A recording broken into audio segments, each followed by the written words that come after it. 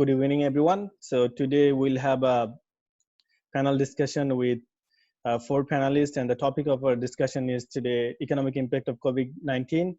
And our four panelists, they joined us from Malaysia, and they are Dr. Muhammad Mehdi Masood. He is a senior lecturer at Department of Development Studies, Faculty of Economics and Administration in University of Malaya, Malaysia. And we have Dr. Hassanul Banna. He is a research fellow at Tunku Aziz Center for Development Studies, also in University of Malaya. And we have Dr. Aslam Mia. He is a senior lecturer at School of Management, University side in Malaysia. And the fourth panelist is Muhammad Sohail Rana. He is a PhD researcher at the Faculty of Business and Accountancy in University of Malaya. So before we go to the panelists, I would like to give a brief introduction about the COVID-19 and the economic impact. So as we know that it started in Wuhan, China in December 2019 towards the end. As of today, more than 1 million people have been affected in 200 countries and territories. And about more than 54,000 people had died, and about more than 200,000 people, they already have recovered and gone back to their house. And if we talk about Bangladesh, as of today's government statistics, that 61 people have been affected, and 6 people has died, and 26 people have recovered and gone back to their house. And since this is a economic impact of COVID-19, we'll not go into the health sector so much. We'll rather keep it in the discussion of economic discussion. And as we know that IMF has already said that the world economy is in recession, because for last 2 months the growth is 0%. So they are saying this is already in recession, even though many economists theory, they believe that recession, to be a recession, it should continue for minimum 6 months. But IMF is saying that it's already in recession. And also in UN General Secretary, he mentioned that this is the worst crisis that UN is facing since the formation of UN. And also a lot of economists and social scientists, they are actually comparing this pandemic with the global crisis of 2007 and 8. But we have to keep in mind that in 2007 and 8, it was a financial crisis, which was it was done because of some financial regulation and downfall of some institution.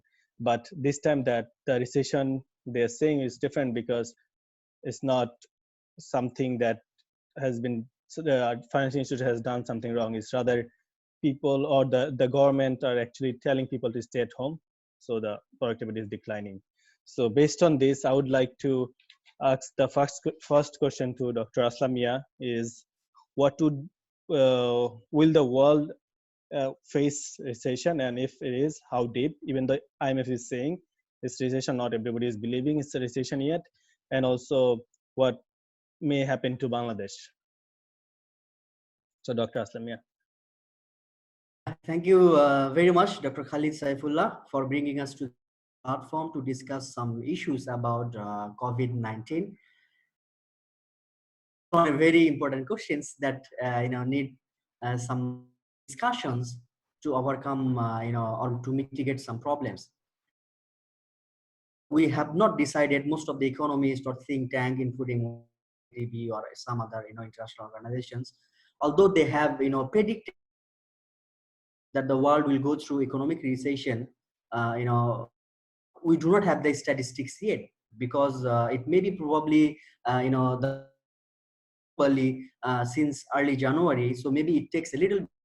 Most of the cases or most of the countries, they estimate their GDP in a quarterly basis. So we have the end of April, then we'll know whether there is decline in economic activities or not. So just to highlight and make it quite readable for everyone who will be viewing this video, briefly explain what economic recession is and what are the symptoms of economic recession. 19, it will show some symptom to the affected person. also show some sign whether the economy is going to recession or not. So in general term, we understand during the economy, there will be a significant decline in economic activities. Decline in economic activities, the significant decline. So there are a couple of parameters, there are a couple of that, and then we can actually understand whether it is economic recession or not. The first economic indicator that we look through is GDP per capita. Okay, per capita that is lasting for a couple of months. It does not necessarily to be for for half a year or so. As long as there is a decline for a couple of months, then we consider it to be an economic recession.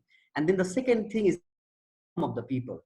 If you see, for the couple of past few months, people's income are actually declining over the month period, then there is economic recession. And then the second point is the employability. All right, so meaning to say that unemployment rate will increase, unemployment rate will decline.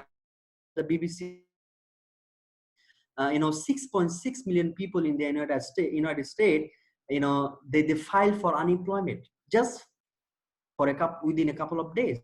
Just imagine how unemployment rate globally will actually increase over the pandemic that we are going through. And then the fourth one that we have is actually the manufacturing. The economy is actually going through a recession or not. And then actually the retail sales indicate whether the people are actually buying their necessary goods for those commodities or not. So I'll just go through one by one, and then I will let you decide whether the economy will actually go through recession globally, Bangladesh, or actually in, because there is no straightforward answer, but we can simply understand whether there will be an economic recession or not. If you look at the first thing, the drop in gross domestic product that is used to see a country's progress. All right, so in that case, the real gross domestic product is actually consumption, then we have gross investment, we have government expenditure, and then we have net export. Net export is actually export and import. So let's go to the consumption part. Consumption, it can be divided into two. One is durable, another one is non-durable. So under the non-durable consumption, we have food items, we have grocery items, and all those kind of things. So whatever the pandemic is, whatever the economic situation is, people have. But when it comes to durable goods and services, you'll see that most of the people nowadays, they are not buying those stuff because they are afraid when the situation will improve, or they will not have sufficient income later on to spend. So that's why this component of durable goods of consumption will certainly decrease. So overall will decline. And then the second composition of GDP is actually the gross investment. I'm sure all of you will agree that no firms, no companies invest at this time, because everyone is afraid. It's not only the firm and companies, it's not only the individuals, even the whole world is afraid, because we do not know recover from this pandemic. And if you do not recover and you spend huge amount of money, then certainly you will incur a huge amount of loss. So that's companies, they will not be investing in most of the cases. So meaning to say that the gross investment will also decline. And then the third component is, you can see that some of the governments globally, they're taking stimulus package, but it does not necessarily mean that they'll be implementing it immediately. Some countries for over the years. So and sometimes those government expenditure, it might be positive in a sense that if it is actually invested in productive ways, but sometimes the government actually putting this stimulus package for the poor people. And if you provide, or if you get government services or government subsidies without providing any return to the government, then it will not be counted in GDP. So meaning to say that whatever the money that the economy getting from the government side, particularly targeting the poor people, particularly targeting the most affected people, it will not be counted in estimating real GDP. So that's why we'll see there will be a significant decline in government expenditure as well. And then the last component of GDP is actually the net export. You all know that even many countries nowadays, they already stopped exporting, particularly when it comes to medical equipments and medical stuff. They are not exporting anymore. Similarly, if you look at the example of India, if you look at the example of United States and even some European countries, they already halted their export. So meaning to say that they are not exporting any goods and services, which is one of the great investment, I mean, which is one of the great component for economy to survive. And then if the countries do not export, then of course you cannot import those goods and services as well. So that's why not only this, the developed countries, even the developing countries also halted.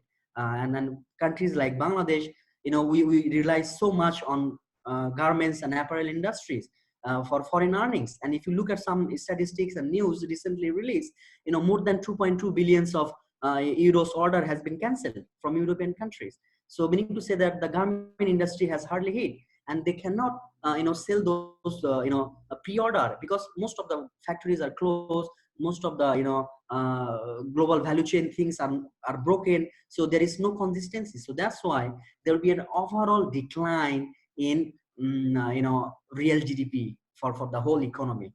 So when we see real dropping in real GDP for the whole economy, meaning to say that there is a recession. So the only thing we need to wait, just to wait for the statistics. So when we have the statistics, then you can clearly say that yes, Bangladesh or Asian countries or global country or global economy has gone through the recessionary phase. So at this moment, it may be a little bit difficult to forecast for the case of Bangladesh, but based on the things that I have shared with you, it will be Bangladesh as well. Meaning to say that there will be a recession. Thank you, And Aslam. then, thank you, Dr. Aslam. So we will come back to you later. Yeah. So thank you all for the insight.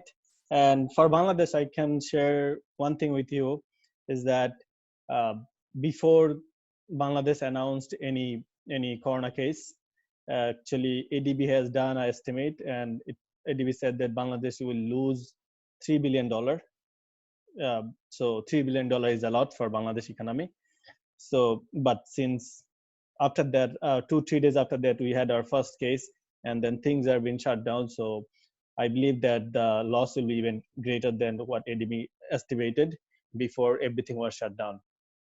So that actually brings to our second panelist and also the second question. And as we all know that a lot of countries are actually losing productivity, as Dr. Aslam has mentioned, and also the cost of health is increasing, especially in developing countries and least developed countries, and also the economic activities has been reduced. And Dr. Aslam also mentioned that since the whole global is a linked economy, so if trade stops, and it has impact on other economy also. And if we look at recent statistics, which John Hopkins Institute of Public Health has mentioned, that the health expenditure, or the total economic expenditure, is now estimated at $200 billion for the world, but it's going up every day because they are receiving new information every day. So what Dr. Mohammed Mehdi Masud, what do you think? How should we fight to prevent that prevent that pandemic, and what the economic impact of this pandemic, and what should government do or any institute do to be ready to fight the economic pandemic? Thank you very much, Dr. Khalid. Well, it's a very difficult question for me to answer. How best to fight against the economic impact of the coronavirus pandemic? Indeed, it is too early to have a precise estimation of the economic impact of COVID-19. So in order to respond to your question, please allow me to discuss according to the time periods during the pandemic situation, as well as once pandemic is over. Let me point out a few possible ways to minimize the economic impact of the COVID-19 during pandemic situation. Number one, government should protect people from the economic effects of this global health crisis. In particular, those who hit the hardest should not go bankrupt and lose their livelihood without it being their own fault. Depending on government's administrative capacity, governments can take certain initiatives to protect people and businesses. Secondly, as you know, that World Bank, World Health Organization, Asian Development Bank, and other health officials are providing timely policy advice, technical assistance, as well as financial support. So I would like to request, beside them, local or international NGOs and other social organizations should come forward together. And also we need to spend money to prevent and to detect, to control, to treat and contain the virus, and to provide basic services to people that have to be quarantined, and to the businesses the most affected. And also we need to provide timely, targeted and temporary relief to the people and businesses most affected until the end of the pandemic. And next, the government can provide wage subsidies to people and farms to help reduce contagion. For example, France, Japan, and Korea are providing subsidies to farms and individuals. And we need to expand and extend transfer, both cash and in kind, particularly for vulnerable groups. For example, China is accelerating payment of unemployment insurance benefits, as well as expanding social safety nets. Korea is increasing job seekers allowance for young adults and also expanding them for low-income households. And we can think alternatively to develop a business continuity plan. It could be based on electronic means. International financial institution should provide additional financial support to developing countries like Bangladesh. For example, that the IMF provided additional financing for Guinea, Liberia, and Sierra Leone in 2014 to fight the Ebola outbreak. Then last but not least, the important factors to minimize the economic impact of COVID-19 are need to expand hospital incentives care units. We need to temporary hospital. And also we need to provide enough resources and fund to public health authorities to disinfect factories and other public places. Then large scale testing of the population is particularly paramount important. The identification of each case can save multiple lives. Then let me share how we can regain our economy once pandemic is over. Firstly, the fiscal measures should be taken into consideration to save companies as well as banks from bankruptcy so that we can recover quickly once the pandemic is over. Secondly, government could provide tax relief for people and businesses who can't afford to pay. For example, China, Korea, Italy, Vietnam are easing the tax burden for farms in the most vulnerable regions and sectors, including transportation, tourism, and hotels. Thirdly, short-term working allowance should be provided to reduce unemployment and to accelerate productivity. Last but not least, zero income loan can be introduced for business firms and individuals. Thank you very much, Dr. Khalid. Thank you, Dr. Mehdi, for your insight. And it is true that the government has a lot to do, and government, as you have mentioned, that governments they are already actually lowering interest rate in many countries. It's true for Bangladesh also. Also in Bangladesh and many other countries, the loan payment has been stopped for a few months, so people don't have to pay out of their pocket. So they will have more money to spend on the necessity as well as healthcare. So and you mentioned very clearly what government should do and what the international organizations should do, such as World Bank, IMF. And so that's brings us to our third question to Dr. Hassanul Banna, that what will be the impact of COVID-19 on the financial system of the world as well as Bangladesh? So that's more of a private sector view rather than a government public sector view. Okay, thank you very much, Dr. Khalid.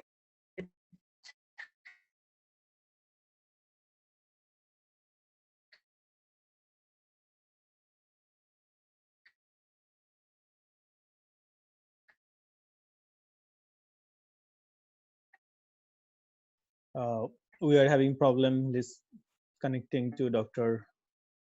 Hassanul Banna.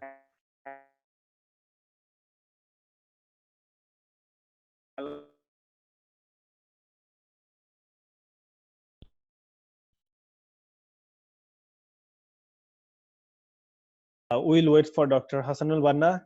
In the meantime, we can actually move to our next panelist, which is uh, Mohammad Sohail Rana. He is a PhD fellow in University of Malaya. So as we know that the economic productivity is declining, as mentioned by many other panelists, and actually Dr. Hassanul Banna joined already. I'm not sure if he can hear us. Dr. Banna, can you hear us now? Let's wait for him, or we just move to. Okay, we just move to the next question. We'll get back to Dr. Banna later. So as we know that. Hi. Can you hear me? Okay. Go ahead. Okay.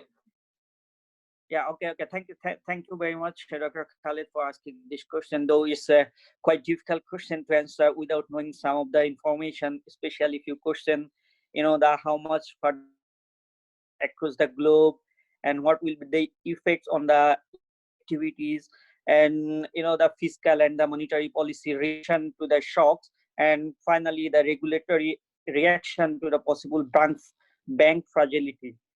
So as mentioned Dr. Aslam about the recession, and he pointed out very briefly about the recession, and the IMF already declared the global recession. So this time the situation would be very different than the global financial crisis in 2007 and 2009. The global financial crisis started in US, then the slowly spread and the world is still facing the consequences. However, this time the situation is really bad as the whole world is suffering almost at the same time. Besides, it needs to handle both the human being and the economy at the same time. The initial economics thought that the recession will be a very V-shaped, as it was a Chinese problem and the country was dealing it impressively, so the economy will be in full power after a small shock. But as the time went by, the economic impact of the COVID-19 has proved to be a the recession will be U-shaped or L-shaped. So there will be, of course, there will be spillover effect of the virus to the financial sectors, such as the banks, fintech, and the stock markets. So we can see the macroeconomic slowdown already led to a rise in non-performing loan in the banking sector by 250 basis points, according to the Financial Times. And in most cases, the private sector banks had the highest exposure to the credit risk during the outbreak. Non-performing loans will rise from the loans issued to the small and the medium scale enterprises, which is called the SMEs, and airlines, hotels, tour operators, restaurants, retails, construction, and real estate businesses. During this pandemic, we can see a general decline in the volume of bank transactions, a decline in card payments, and fall in the use of ATM cash machines worldwide. So this will lead to a fewer fees collected by the banks, which negatively affecting the bank's profit. In case of Bangladesh, we can see the Bangladesh banking sector will be more affected as the sector is more vulnerable in the country because of the existing higher non-performing loans. On average, is more than 10%. In particular, the public banks have more than 20% non-performing loans. Moreover, most banks, around 59 banks, heavily depend on the ready-made garments, SMEs, and the other those sectors are affecting more. So the bank's non-performing loan will be higher, and there is a possibility of liquidity crisis due to the bank run. We can see also there will be effect in the fintech businesses. Some fintech businesses is witnessing very low investment by the consumers, which can negatively affect the venture capitalists that funded existing and the new fintech firms. This can also make many venture capitalists begin to hoard new equity financing from some other financial fintech businesses. So on the other hand, though there are some, the positive effect on the fintech businesses like the lockdown due to the break resulting in demand for some sorts of online services such as online shopping. We can see all over the world, especially we can see in Malaysia, this online shopping is most popular here. But it's quite difficult for Bangladesh because it's not much popular and the most people they are not doing this. But if they can do this, then there's the positive effect on the fintech in Bangladesh. um, uh, the most visible outcome of the COVID-19 crisis will be on the financial market. And you see the global stock market is already lost 6 trillion USD in value over 6 days, which is from 23rd to 28th February. This is based on the statistics of S&P Dow Jones indices. And also see between February 20 to March 19, the S&P 500 index fell by 28% and the FTSE 250 index fell by 41.3%. In the same period, we can see the large international banks share price already fall. For example, the Citigroup's share prices fell by 49%, 78.22 dollar to 39.64, whereas the JP Morgan, the share price fell by 38%. You can see that in UK, the Barclays share price fell by 52%. Though the people are asking about, the share price fall due to because of the oil price war, which is playing a role in the fall in the stock market indices, but the subsequent fall in stock market indices in March was mainly due to the coronavirus pandemic. In Bangladesh, the stock market is also more vulnerable. Very recently, the market suffered a huge crash. If the current situation continues for a quite long time, then the market will be the worst case scenario, which will be beyond imagination. So even, we can see the Dhaka stock market, Dhaka stock markets has already witnessed a fall in its indices. For example, the index fell by 9.2% between 19 February to 25 March of this year. So what would be the possible reaction to these things to, to minimize this costly effect through the financial institution, that they should focus on possible operational disruption in the financial system, and they should strengthen, the financial markets by clearly signaling that they stand ready to intervene, especially the government. And there should be a preparation for the possible intervention in and the resolution for failing banks without ignoring tail risk events. So, and another way we can also, build a cloud-based system, like so that the employees can work from home, so they can continue working through. That means the economy will be running, so there will be no issues on that. Then there is a possibility to minimize the costs. Thank you.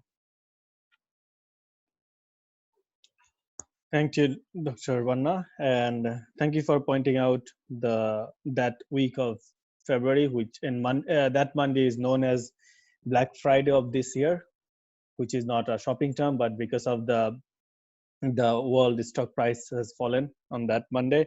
And as we know that because of this pandemic, a lot of industries are now not operating. So since they're not operating, and there is a cutback in investment also, in some foreign direct investment and also local investment, and also people are, which means that since the companies are not operating, there's a less spending in R&D, and we know that since the Chinese economy has slowed down, and there was the drop in global oil price. It increased today because of a tweet by Donald Trump. After the tweet, the oil prices increased, but before that it declined. And so based on all this fact, and we know that there will be a both long-term and short-term effect of this virus in economy, and if it's a V shape, then we can catch up very quick. But a lot of economists and also researchers, they believe that it will not be a V shape, and the productivity which we have lost, it will not.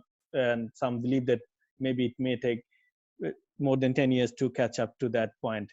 And even though we get V shape, but the global GDP, it will not reach its fully potential. So I would like to ask a question to our fourth panelist, which is Mohammad Sohail Rana. So what government should do to prepare themselves for the short-term and long-term economic impact? And this question, after he answers, other panelists are also welcome to answer this question, because this is a very interrelated to all other topics, all other questions, and it's a very crucial question. Thank you, Dr. Khaled Saifullah, and thanks to all panelists.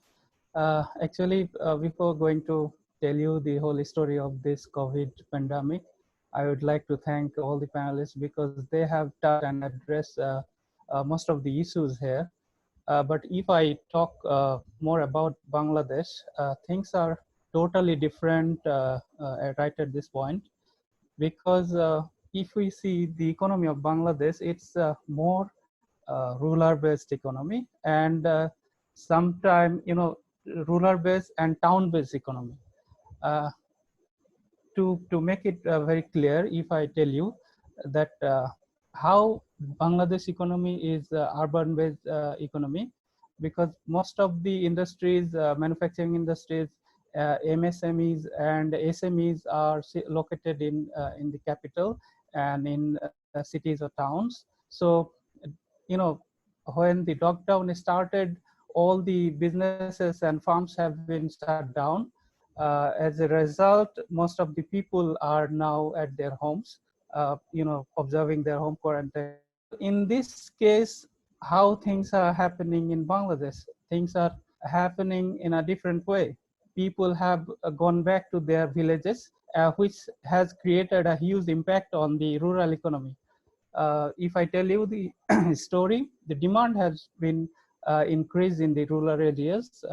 The products, the food stuffs, and all the things are now highly rural areas, and most of the people have lived the cities, the capital, and the towns. So things are now totally different nowadays in Bangladesh.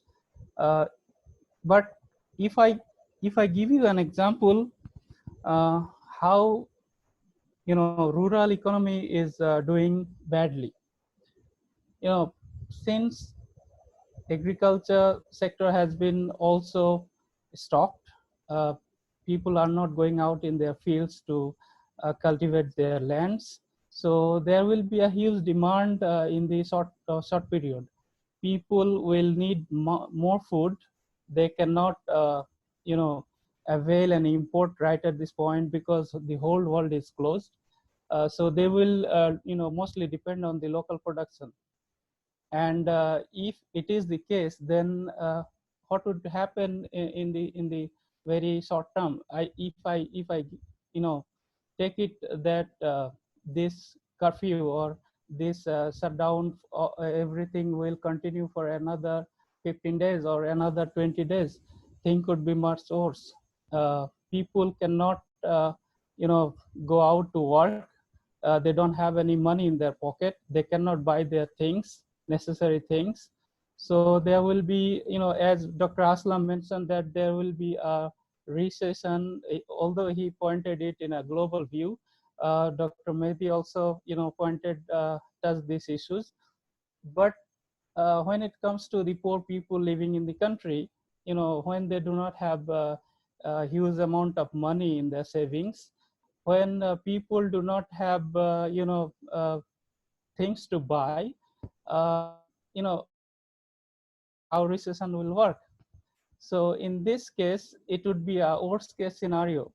And I don't understand that, till the liberation war, Bangladesh has been experienced suffering experience, overcoming from any hard hit recession. Although Bangladesh has got huge aid and assistance from the foreign countries, but at this pandemic period, when the world is closed, when you don't have anything to come in and go out, so people will suffer a lot. They cannot buy things from outside. Even they cannot get any support from the foreign organizations. You are talking about the economy, you are estimating the total cost. But if I tell you the you know a story from the local people, from the poor people, you cannot actually make them satisfied giving handful amount of aid assistance in the form of foods or anything, because they do not have money in their pocket. So if government tries to expend money on them, if government tries to give them money, how they will spend that money in the market, because they don't have uh, mm, any functioning market in the true sense. So that's going to be a very interesting. And when people are depending on the agriculture, when the country is depending on the exports of garments, uh, yeah, and day by day the garments and industries are being closed down. MSMEs, medium and small enterprises, and there are also informal sectors, which are I think majority of people of Bangladesh are involved in these sectors. The informal sectors are somehow connected to these MSMEs and SMEs. They are supplying, they're working as an enabling industry to the large industries. So all these sectors are being affected hugely. And if this continue for maybe another couple of weeks, things would be much worse. You're talking about recession, but there would be starvation. People will come out, they cannot stay in their houses for a long time. And ultimately, I think what happened, the rural economy will get down very soon. The urban economy, it is like a fall of a cliff. No, everything has been fall sharply. And if you try to, reorganize it back, you have to put it a huge effort to make everything organized. So there will be a disorganization in the short time, and government has to put huge effort to bring all these things back in the proper shape, to make the economy workable or functioning in the long run. Uh, you know, there will be huge job cut. I think this is one of the issues that everybody should look into. There will be huge unemployment rate, because some of the industry may have a possibility to shut down for good. So in this case, I think it's going to be a worst case scenario for the local people, for the general people. Uh, if Bangladesh was a rich country, things would be different. It can, you are talking about V-shape. You can come back to progression anytime if everything is settled. But in this case, it would be very difficult for Bangladesh to come over all these issues in a short period of time. And when total economy has been shut down, things would be different and difficult for everybody. Uh, the construction sector has been hit hard. The large garments manufacturing sector has been hit hard, and all the small sector has also been hit hard, and people are losing their jobs. So if I tell you, the whole town economy has been shifted to the village economy, and there is a huge demand in the village, and people cannot actually buy their necessary stuffs from the village, and how a government is going to handle all this situation is a matter of concern. And on top of that, I think uh, the whole economy is going to face a huge huge difficulty, huge problem in the coming days, since the Ministry of Industry and all the ministries are trying their best to do things in a correct way.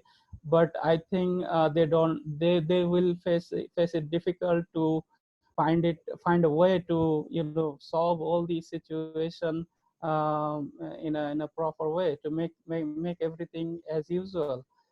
So I think yes, Bangladesh is going to face a very difficult time in terms of economy, in terms of social issues, because when people will not have money in their pocket, they will come out and they will commit some crime, and thing could be difficult for the government to handle. So the economy has a very good link with the government. The economy has a very good link with the global development process, and the progressive development issues in Bangladesh has also been shut down. So government need to research these issues to continue further, and if the whole world has come under normal shape, then only I think Bangladesh can reap some benefit out of it. Otherwise, if world is closed, Bangladesh is open, it would be difficult for Bangladesh to connect to the rest of the world. Thank you. So, Thank you, Mohammed Sohel. And if I would like to add, some other things in my comments to the other panelists. And thank you, but we'll Dr. come Khaled. back to you. So if I can add to what you said, basically, I mean, in my opinion, I think it is very important for us to redirect our budget. So the government spending will increase because we do have a lot of other priorities in the countries, and but because of this pandemic, government can actually rethink to redirect some of the budget to tackle this issue, as well as it is very important to actually do a price control as well as the supply chain control inside the country. Then government can actually have a vital role to play in tackling some recession in some sort of way. Also, any hyperinflation which may happen because of panic, and this also links to that to the world, is that since Bangladesh is depending on the ready-made garments, it is also important for Bangladesh to go get back to the global supply chain, and it depends. The sooner they can actually connect to the global supply chain, the faster they will actually recover. This is what I think. And any other comment on this question from any other panelist? Dr. Hello. Yeah, I think Mr. Sohel Rana has pointed out very important issue that we have seen how economy is moving from urban economy to village economy. That's a very good link, and the point he raised is about the demand in the village now is actually more than the urban areas, because not so many people are in urban areas, and we have limited capacity of producing goods and services when it comes to agricultural goods and things. So if this pandemic is going to stay for quite some time and the lockdown period is continues, then certainly there will be a chaos, and people will not be staying only in the house, they will just go out and breaking all the, because starvations will start, people will have no sufficient, so they will not be inside the house.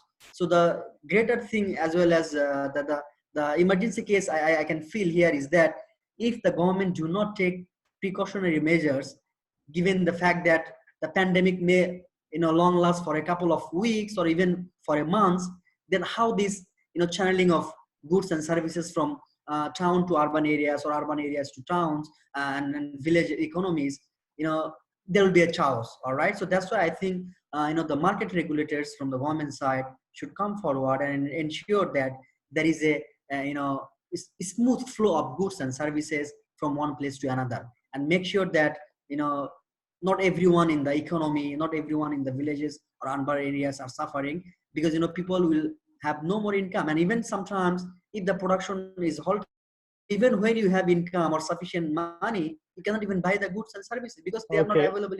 Okay, All Dr. right. Aslam, due to Keep in limit mind. of time, I would like to ask other two panelists if they have any other view on this question.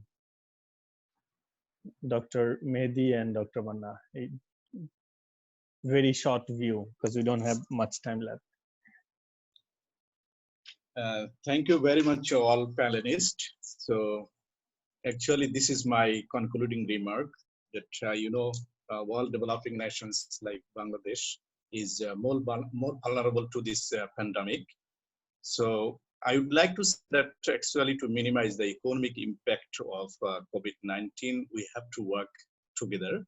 We have to work collectively. As you know that COVID-19 has been affecting severely our economic, social, and as well as environmental life. So which will slow down to achieve SDGs by 2030. So we have to work together collectively to minimize this effect. That's all. Thank you. Thank you. Dr. Banda, do you have any concluding remark, or I will conclude the talk? Yeah, thank you very much. Analyst has already mentioned a lot of important issues. So basically, since mostly the affected sector will be the vulnerable sectors like the SMEs and all the things. So supporting the vulnerable households and the farm is very essential, and especially the increasing the liquidity buffers to farms in the affected sectors is also necessary to avoid debt default. So in this case, the government should increase some of the stimulus package, or maybe they can reduce some of the fixed charges and taxes or credit forbearance. That will also help to ease the pressure on the farms, that can that reduce the debt burden of them. Yeah. Thank you, Dr. Vanna. I would like to conclude now. Basically, our all four questions were very important question, and there's no doubt that government has a big role to play, whether we get into a short-term recession or a long-term recession or even a depression. But there's no doubt government and financial institution has a very important role to play, and not only for Bangladesh, it should be done more of a collective way, where all other nations should be included, because since it is a global crisis, and even if this pandemic stops in China, it doesn't, and if it doesn't stop in any other country, then it will have a huge impact on the global trade, and which will has impact on all countries. And also, I think that since it is a health related issue in Bangladesh as well as other countries, there the government should have say in price controlling of health services, so everybody will be everybody does, regardless of the income group, everybody can actually get health services if there is a more price control manner of health service, and the initiative is done by the government. And so thank you all our panelists, and with this I would like to conclude this talk. Thank you, everyone.